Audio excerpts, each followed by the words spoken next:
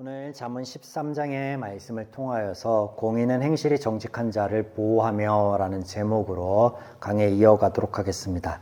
자, 먼저 본문 1절의 말씀을 보시겠습니다. 1절. 지혜로운 아들은 아비의 훈계를 들으나 거만한 자는 꾸지람을 즐겨 듣지 아니하느니라. 자, 지속적으로 반복되어지는 잠언의 표현이 오늘 1절 말씀에도 등장하고 있습니다. 여기에 잠언 말씀에 포인트가 있기 때문이죠. 쉐마, 하나님의 말씀을 듣는 것입니다. 여러분 들어서 이미 아시겠지만 이 쉐마라는 히브리어 단어는요, 단순히 듣는 것만을 의미하지는 않습니다. 경청과 순종 그리고 동의함을 의미하는 것으로 이는 하나님과 하나님의 말씀을 듣는 자들의 관계성에 관한 용어입니다. 더 나아가 성경에서 이 용어가 사용될 때에는 들으라라는 순종에 대한 요청 이전에 하나님의 은혜의 역사가 먼저입니다. 들을 수 있도록 하나님을 보이시고 알리시는 그 하나님의 은혜의 역사가 먼저 있은 후에 그 후에 하나님께서 들으라, 이 쉐마라는 용어를 사용해서 우리에게 말씀하여 주신다라는 것이죠. 하나님을 보이시고 알리시는 것 때문에 하나님의 훈계와 혹은 징계는 상벌의 개념이 아니라 우리의 자발성 안에서 도우시는 하나님의 은혜의 역사이다라는 말씀을 몇 차례 드렸습니다. 이런 하나님을 인정하고 그 말씀을 따르는 것으로 우리가 듣는 것을 전제하여 여러 가지 교훈들이 지금 경구집의 형태로 잠언 10장에서부터 이어지고 있고 우리가 그 중에 몇 가지의 주제를 가지고 말씀들을 추려서 보고 있습니다. 자, 오늘 13장 말씀에서는 여러 교훈들이 등장하나 그 중에서 정직에 대한 말씀들을 조금 집중적으로 살펴보고자 합니다. 정직의 사전적 의미는요, 마음에 거짓이나 꾸밈이 없이 바르고 고듬입니다. 마음에 거짓이나 꾸밈이 없이 바르고 고듬. 사전적 의미에서 알 수 있듯이 정직은요, 마음에서부터 시작된다라는 거예요. 또한 정직한 마음은 하나님의 은혜의 역사 안에 죄인들의 마음 가운데 자리 잡고 있는 이 죄의 문제가 해결될 때 비로소 맺을 수 있는 열매이다라는 것을 말씀드립니다. 갈라디아서 5장 22절에서 23절 말씀에 이렇게 기록하고 있죠. 오직 성령의 열매는 사랑과 희락과 화평과 오래 참음과 자비와 양선과 충성과 온유와 절제니 이 같은 것을 금지할 법이 없느니라. 자, 이 중에 어느 것이 정직에 관한 말씀이겠습니까? 어느 것이? 양선이, 이 열매가 정직에 관한 거예요. 자, 양선이라고 번역된 단어는요, 헬라어 아가도시네로서 마음과 삶의 정직함 혹은 선함을 의미하는 건데 이것이 정직이라는 거예요. 정직한 마음은요, 정직한 말과 행동을 낳고 그 영향력은 삶과 주변에 고루 퍼지게 되어 있는데 오늘 9절에 이것을 이렇게 표현하고 있습니다. 의인의 빛은 환하게 빛나고 악인의 등불은 꺼지느니라. 네. 의인의 삶과 악인의 삶을 빛으로 대조하고 있습니다. 빛은요, 영속성을 가진 긍정적인 영향과 파급 효과를 상징하는 것이죠. 때문에 고대 근동에서는 등불이 꺼진다라는 것을 재앙이나 파멸의 의미로 받아들이기도 하였습니다. 그래서 가정의 등불이 꺼졌다라고 하는 것은 그 가정이 망하였다라고 받아들였죠. 이제 본격적으로 잠언 13장 말씀에서 정직이 무엇인가에 대하여 나눠보도록 하겠습니다. 6절입니다. 6절. 공의는 행실이 정직한 자를 보호하고 악은 죄인을 패망하게 하느니라. 여기 의는 하나님의 속성입니다. 그래서 하나님을 가리키는 거죠. 하나님께서 보호하신다라는 말씀이에요. 그렇다면 이 단어는 어떤 단어일까? 보호한다라는 게 어떤 의미일까? 자, 이 단어 자체는요, 단순한 보호의 차원을 넘어서 파수꾼을 세운다라는 본래 의미를 갖습니다. 그래서 이런 의미에서 오는 감시와 지킴, 나아가 봉쇄의 의미를 갖습니다. 누구를 이렇게 보호하시는가? 정직한 자라고 말씀하시는데 이 단어는 순결을 의미합니다. 정직한 자. 이 단어는 순결을 의미하는데 완전함, 죄 없음을 의미하는 거죠. 그래서 본문에 보면 완전 무음한 자라는 거예요. 그 행실에 있어서. 자, 모든 사람이 죄인이니 그렇다면 하나님의 보호하심을 받을 수 있는 완전한 사람이란 세상에 없는 것이구나. 문자적 의미만 보면 본문이 그러합니다. 때문에 여기에 잠언의 전제가 대입되어야 되겠습니다. 훈계를 받는 지혜로운 자, 의로운 자에게 하시는 하나님의 말씀이라는 거예요. 하나님의 자녀된 저와 여러분은 이미 하나님의 보호하심 아래 있다라는 거예요. 파수꾼의 세움과 같이 늘 동행하시고 지키고 계신다라는 거예요. 그렇다면 무엇으로부터의 지킴이고 무엇으로부터의 보호인가? 이것이 더욱 중요한 대목이 되겠습니다. 자, 지금 이 6절에서 대조를 이루고 있는 게 뭐예요? 죄입니다. 죄. 본문의 의미는 죄로 인한 패망을 말씀하시는데 죄의 결과가 패망일진데 하나님께서는 이것으로부터 우리를 지키고 계시고 보호하고 계신다라는 거예요. 자, 이것이 창세기에는요, 무지개 약속이라는 거죠. 죄로 가득 찬 세상 속에서 오늘 우리의 평범한 일상을 지키고 있는 것, 하나님의 은혜이다라는 것입니다. 감기에 안 걸리는 것, 사고가 없는 것, 이것은 부차적인 것이에요. 감기에 걸리고 사고가 있다라고 해서 하나님의 지키심과 보호하심이 없는 게 아니에요. 하나님은 뭐로부터 지킨다라는 거예요, 우리를. 죄로부터 지켜나가신다라는 거예요. 그리고 앞서 얘기한 예로 말씀드린 이런 것들은요, 부차적인 것들이에요. 그리고 또한 은혜의 영역입니다. 하나님이 주신 자율성 안에서 얼마든지 있을 수 있는 하나님의 보호하심과 지키심과 무관합니다. 말씀을 더 드리면 길어지니까 넘어가겠습니다. 자, 6절에서 발견되는 그러면 정직은 무엇일까요? 이는 하나님의 보호하심을 알고 인정하는 것이고 그 보호하심 안에서 죄 가운데 거꾸러지지 않는 것입니다. 성경이 우리에게 말씀하시는 정직은요, 나 스스로의 힘이나 결단을 통하여서 노력을 통하여서 무음한 존재가 되는 것이 아니에요. 우리에게 그렇게 요구하고 있지 않습니다. 죄 가운데 동행하고 계신 하나님의 은혜의 역사를 인정하고 바라는 거예요. 그것이 정직이다. 이것이 정직의 시작이다 라고 말씀하고 계십니다. 7절 말씀 보겠습니다. 스스로 부한 채 하여도 아무것도 없는 자가 있고 스스로 가난한 채 하여도 재물이 많은 자가 있느니라. 자, 7절 말씀을 한마디로 정리하자면 이렇게 말씀드릴 수 있겠습니다.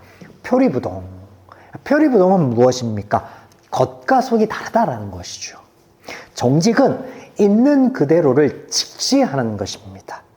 허례의식을 버리는 것입니다. 본문의 내용을 조금 더 보시면 스스로 부한 채 하여도 또 스스로 가난한 채 하여도 이 두 표현 모두 문법적으로 적극적인 행위를 강조하고 있는 것으로 겉으로 달라 보이기 위해 적극적인 노력을 하고 있다라는 것을 표현하고 있습니다. 여러분, 사람들이 어떨 때 이렇게 표현합니까? 속은 다르나 겉으로 그렇게 보이기 위해서 아주 적극적으로 애쓰고 노력할 때, 그때가 언제입니까? 누군가를 의식할 때입니다. 그래서 잘 보이려 하든 아니면 밉보이기 싫어서 그렇든 그런 마음에서 가장을 하며 허례의식을 한다라는 것이죠. 그러나 순간은 모멸할지 몰라도 언젠가 진실은 드러나게 마련이고요. 더 큰 아픔과 고통을 수반할 수밖에 없다라는 것이죠.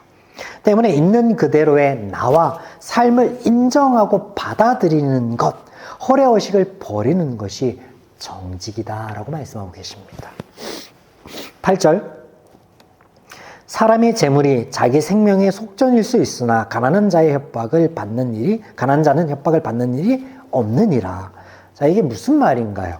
쉬운 성경으로 좀 이해를 돕기 위해 다시 한번 제가 읽어드리도록 하겠습니다. 부자는 자기 재물로 인하여 생명을 구할지도 모르나 가난한 사람은 위협을 받을 일이 없다. 네. 부자의 재물이 때로는 유용할지 모르나 가난한 사람이 가진 것 없음으로 인하여 외부로부터 오는 위협을 받을 일이 없다라는 말씀이죠. 자, 이 말씀은 부자가 선하다라는 거예요? 아니면 가난한 사람이 선하다라는 겁니까? 그도 아니면 가난한 척 하라는 말씀일까요? 갑자기 왜 이런 생뚱맞은 교훈이 등장하고 있는 것일까? 자, 이 말씀은요, 부와 가난 중 하나를 권장하는 말씀이 전혀 아닙니다. 그런 말씀이 아닌 거예요. 물론 척하는 것도 아니겠죠. 앞서 허례허식하지 말 것에 대해서 하나님께서 말씀하셨지 않습니까? 말씀을 잘 보시면 두 경우가 모두 긍정적인 측면을 이야기하고 있다라는 것을 알 수 있습니다. 부유한 재물을 통하여서 생명을 살리는 것으로, 없음으로 인하여 외부의 위해의 소지가 되지 않음을, 모두 다 긍정적인 부분들을 이야기하고 있다는 거예요. 바로 긍정적인 사고를 말씀하시는 거예요. 이것을 7절 말씀과 함께 보시면요, 지금 내 삶과 나의 나됨을 있는 그대로 직시하되 긍정적인 사고를 갖는 것이 뭐라고요? 그것이 정직이다라고 말씀하세요. 왜 이것이 정직일까요? 왜 긍정적인 사고를 갖는 게 정직일까요? 하나님께서 주시는 마음은요, 두려움과 떨림, 부정적인 마음이 아니라 기쁨, 선한 마음이기 때문이다라는 것이죠. 디모데후서 1장 7절에서 8절 말씀에 이렇게 하나님께서 말씀하십니다. 하나님이 우리에게 주신 것은 두려워하는 마음이 아니요 오직 능력과 사랑과 절제하는 마음이니 그러므로 너는 내가 우리 주를 증언함과 또 주를 위하여 갇힌 자 된 나를 부끄러워하지 말고 오직 하나님의 능력을 따라 복음과 함께 고난을 받으라. 지금 바울이 옥에 갇혀 있는 상태, 정확하게는 가택 감금된 상태에서 디모데라는 자신의 아들과 같은 제자에게 편지를 쓰고 있습니다. 두려워하지 말고 부끄러워하지도 말라라고요. 지금 내가 고난과 함께 이렇게 복음과 함께 고난을 받는 것이 기쁨이고 만족이고 선한 것이다 라고 말하고 있습니다. 바울이 이런 고백을 할 수 있는 것은요, 하나님께서 함께 하고 계시다라는 것을 알고 있으며 그 능력을 따라 선한 생각, 긍정적인 사고를 하고 있기 때문이라는 것이죠. 그래서 나의 지금의 상황을 직시하는 것, 있는 그대로를 받아들이며 긍정적인 사고를 갖는 게 바로 정직한 것이다 라고 말씀하고 있는 거예요. 10절, 교만에서는 다툼만 일어날 뿐이라 권면을 듣는 자는 지혜가 있느니라. 자, 여기 정직의 반대편에 있는 교만에 대한 말씀이 등장합니다. 교만이라는 단어의 본래 의미는 무엇이냐면 물이 넘쳐 흐르는 상태를 말합니다. 물이 넘쳐 흐르는 상태. 그동안 여러 차례 말씀을 드렸지만 성경에서 이 교만이라는 단어를 사용할 때는 하나님께서 하신 일, 하나님만이 하실 일에 대하여 인간 스스로가 내가 했다, 내가 할 수 있다라고 할 때 사용하십니다. 그런 의미에서 사용되고 있습니다. 때문에 이 단어가 여호와를 향해 교만한 이집트 왕을 가리킬 때 출애굽기에서 사용되고 있었으며 예레미야에서는 동일하게 하나님을 향해 바벨론이 교만하였다라는 것을 가리킬 때도 사용되고 있습니다. 오늘 잠언에서는 하나님의 말씀을 듣지 않는 것, 하나님의 역사하심을 인정하지 않는 것을 교만이라고 하는 거예요. 하나님의 말씀을 들음으로 평안을 찾을 수 있고 하나님의 역사를 인정하심으로 그 은혜를 누릴 수 있는데 나 스스로도 온전히 만족할 수 있다라는 것, 그게 교만이다라는 거예요. 또 이를 인정하는 것이 뭐라고 말씀하세요? 반대로 그것이 정직이다라고 말씀하시는 거예요. 또한 정직과 교만을 가리키는 것 중에 정직과 교만을 나누고 가리는 것 중에 그 열매 중에 하나로 뭘 말씀하시냐? 다툼을 against, 대립하는 것. 그래서 교만한 사람의 삶 가운데는 이 대립하고 다투고 분란이 많을 수밖에 없다라는 거예요. 그러나 정직한 자, 오늘 이 10절 말씀에는 어떤 모습을 말하는 거예요? 하나님의 역사를 인정하되 그 말씀을 듣는 자, 경청하는 자세가 정직인데 그렇게 하나님의 말씀을 듣는 자의 삶 가운데는 다툼과 분란이 아닌 화평이 있다라면서 반대로 말씀하고 계신 것이죠. 자, 우리가 다음으로 볼 것은 12절과 19절을 함께 보겠습니다. 자, 12절, 소망이 더디 이루어지면 그것이 마음을 상하게 하거니와 소원이 이루는 것은 곧 생명나무니라. 19절, 소원을 성취하면 마음에 달아도 미련한 자는 악에서 떠나기를 싫어하느니라. 12절을요, 주석가들이 난해 구절로 표기하고 있습니다. 이 성경의 말씀 중에 이건 좀 난해하다, 좀 이해하기 힘들다. 자, 의미만을 보시면요, 소망이 더디게 이루어지면 마음이 상하고 이루어지면 기쁘다. 아주 평범해 보이잖아요, 이 12절 말씀이. 근데 원어는요, 전혀 다른 표현이 등장하기 때문에 그렇습니다. 자, 앞단의 내용은 이견이 없어요. 소망이 더디게 이루어지면 마음이 상한다라는 거예요. 사실이죠. 근데 뒷단의 내용은요, 제가 직역하여 들려드리면 이런 것입니다. 욕망으로 들어가고 나옴이 곧 생명나무라. 원어 그대로 보면요, 이 뒷단의 내용 자체도 이해가 되지 않지만 앞단과의 연결성도 쉽게 찾아보기 어렵습니다. 그래서 난해 구절이다라는 거예요. 그래서 지금 우리 성경이나 혹은 다른 여러 성경본에서 등장하고 있는 건요, 의역을 해서 등장하고 있는 거예요. 직역한 것들이 아니에요. 원어 내용들을 그냥 의역으로 해서 실어놓은 것들입니다. 자, 오늘 저와 함께 풀어가 보도록 하겠습니다. 먼저 생명나무. 12절에 등장하는 생명나무는요, 잠언 3장 18절 그리고 11장 30절에서도 이미 등장하였던 것으로 생명력이 넘치는 상태, 그 원천을 의미합니다. 그래서 우리가 함께 잠언에서 나누고 있는 평안의 삶의 모습으로 우리가 나누었었죠. 이것을 염두에 두고요.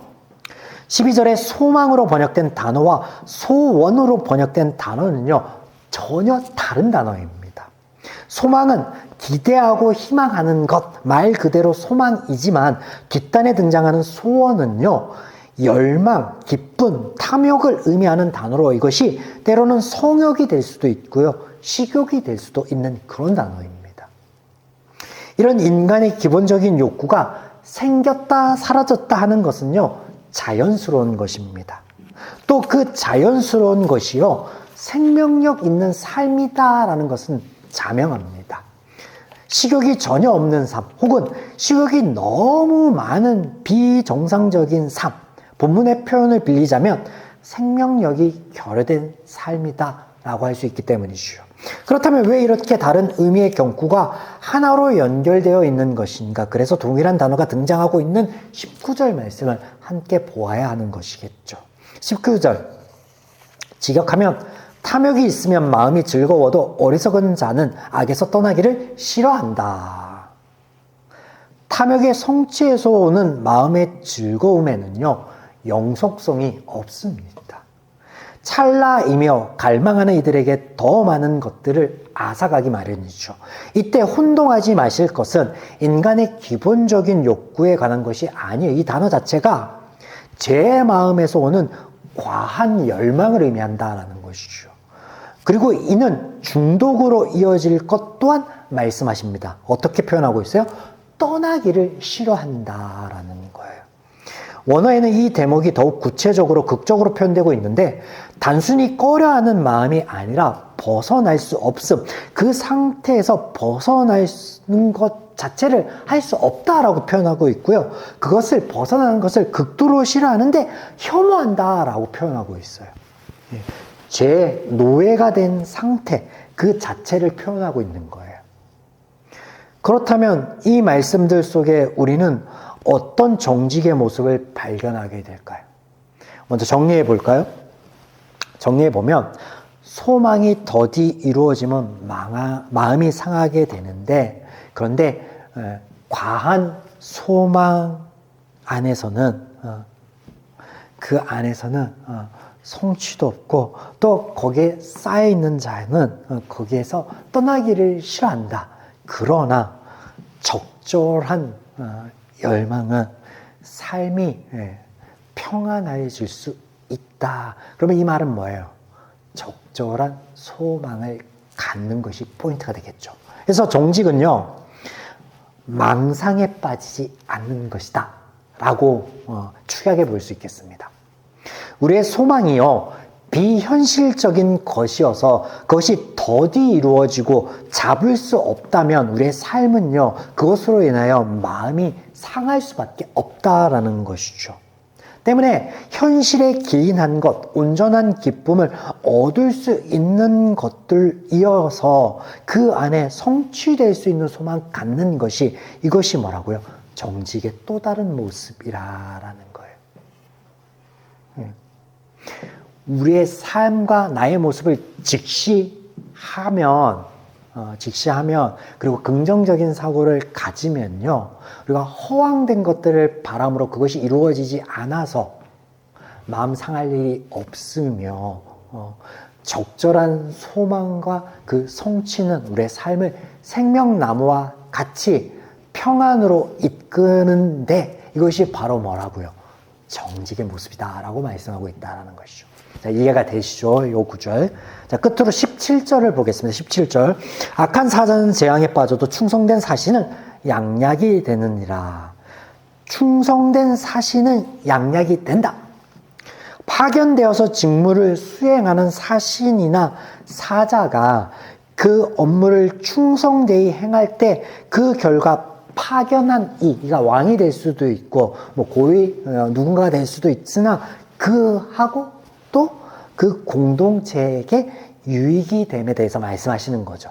예. 여기서 우리가 발견하는 것은 충성됨. 말씀하시는 것은 충성됨과 사명에 대해서 말씀하시는데, 파견한 공동체 또 개인의 신의를 지키는 것인데, 충성과 사명이 파견한 공동체 또는 개인과 개인의 신의를 지키는 것인데, 충성을 할 때, 근데 이것이 선택사항이 아니라 반드시 지켜야 될 사명으로 오늘 본문에 소개되고 있다라는 것입니다. 여기서 우리가 발견하게 되는 정직의 모습은요, 두 가지인데, 충성과 선행입니다. 충성은 맡겨진 일에 집중하는 것입니다. 내가 학생이라면 학생 신분에 맞는 일들을 하는 거예요. 직원은 직원의 모습으로, 그리고 사장의 모습으로, 목사는 목사가 해야 될 일들을 꾸준히 견실히 하는 것입니다. 충성이에요. 그것은 충성. 이때 따라오는 결과가 선행이에요.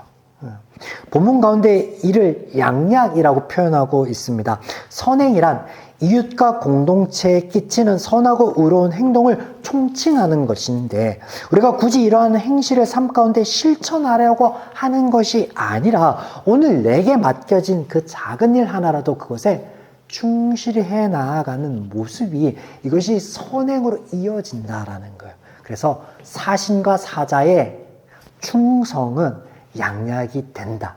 누군가에게, 공동체에게, 그 사신과 사자를 보낸 이에게 그렇게 표현하고 있다라는 것이죠. 그래서 여기서 말씀하시는 정직은 뭐예요? 나의 삶과 나의 나됨을 직시하고 해야 될 일들을 묵묵히 하는 거예요. 긍정적인 사고 안에서. 그러면 선행은 뒤따라오는 거예요. 공동체를 유익하게 하는 것은 뒤따라오는 거예요. 소도에서도 말씀하였죠. 이것이 빛이라라고. 파급 효과에 대해서. 사랑하는 여러분, 이렇게 오늘 살펴본 말씀 가운데 정직은요, 행위보다는 마음가짐에 집중되어 있다는 것을 우리는 알 수 있습니다.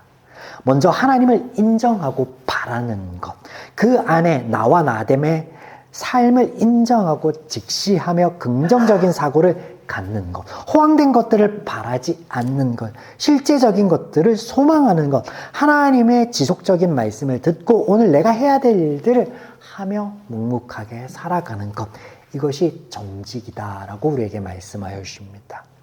여러분, 오늘 이 말씀을 붙들고요, 이 말씀 안에서 24년을 지혜롭게 마무리 지으며 또한 25년을 지혜롭게 또 새해를 맞이할 수 있는 저와 여러분이기를 주님의 이름으로 축원드립니다.